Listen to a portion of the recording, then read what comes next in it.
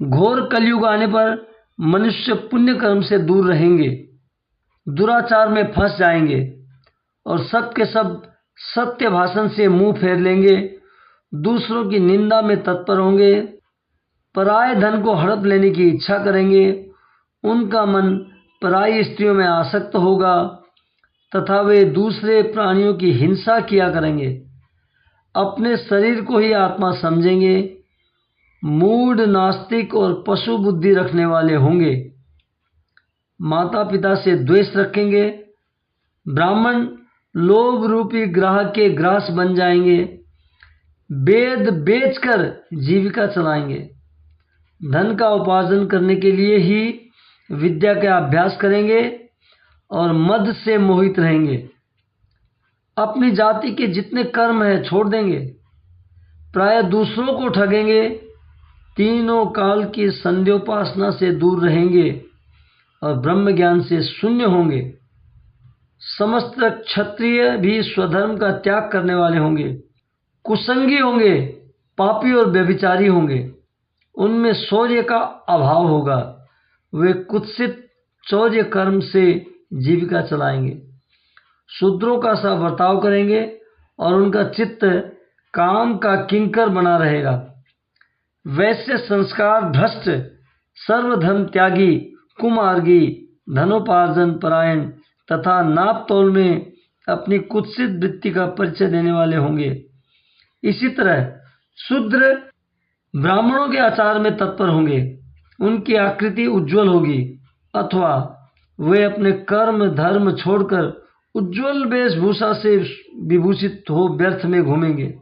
वे स्वभावतः ही अपने धर्म का त्याग करने वाले होंगे, उनके विचार धर्म के प्रतिकूल होंगे, वे कुटिल और द्विज निंदक होंगे, यदि धनी हुए तो कुकर्म में लग जाएंगे, विद्वान हुए तो वाद विवाद करने वाले होंगे, अपने को कुलीन मानकर चारों वर्णों के साथ वैवाहिक संबंध स्थापित करेंगे, समस्त वर्णों को अपने सम्यर्क से भ्रष्ट करेंगे। वे लोग अपनी अधिकार सीमा से बाहर जाकर द्विजोचित सत्कर्मों का अनुष्ठान करने वाले होंगे। कलयुग की स्त्रियां प्रायः सदाचार से भ्रष्ट और पति का अपमान करने वाली होंगी, सास ससुर से द्रोह करेंगी, किसी से भय नहीं मानेंगी, मलिन भोजन करेंगी, कुत्सित हाव भाव में तत्पर होंगी, उनका शील स्वभाव बहुत बुरा होगा और वे अपने पति की सेवा से सदा ही विमुख रहेंगी। सूत जी, इस तरह जिनकी बुद्धि नष्ट हो गई है, जिन्होंने अपने धर्म का त्याग कर दिया है, ऐसे लोगों को इस लोक और परलोक में उत्तम गति कैसे प्राप्त होगी? इसी चिंता से हमारा मन सदा व्याकुल रहता है।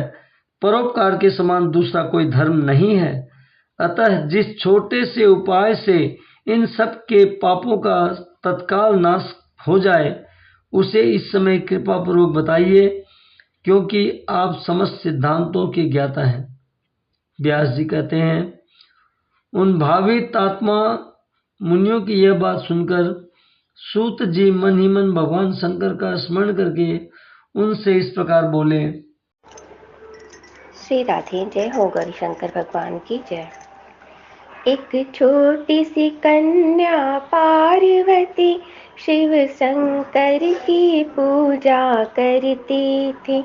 एक छोटी सी कन्या पार्वती शंकर की पूजा करती थी। अपने बाबा की बगिया में जाती थी, डलिया भर फूल ले आती थी। उस फूल की माला बना करके शिव जी को पहनाती थी।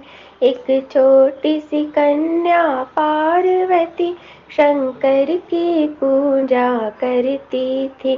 वो गंगा तट पे जाती थी, गंगा जल भर के लाती थी। गंगा जल ला करके अपने भोले को रोज चढ़ाती थी। एक छोटी सी कन्या पार्वती शंकर की पूजा करती थी। वो गौशाला में जाती थी, गैया का दूध ले आती थी। गैया का दूध वो ला करके आशन स्नान कराया करती थी। गैयों का दूध वो ला करके स्नान कराया करती थी। खुश हो करके शिव वरदान दिए, भक्ति का भाव पहचान लिए। कुलदीप देवेंद्र के संग में शिव का गुण गाया करती थी। एक छोटी सी कन्या पार्वती शंकर की पूजा करती थी, शंकर की पूजा करती थी।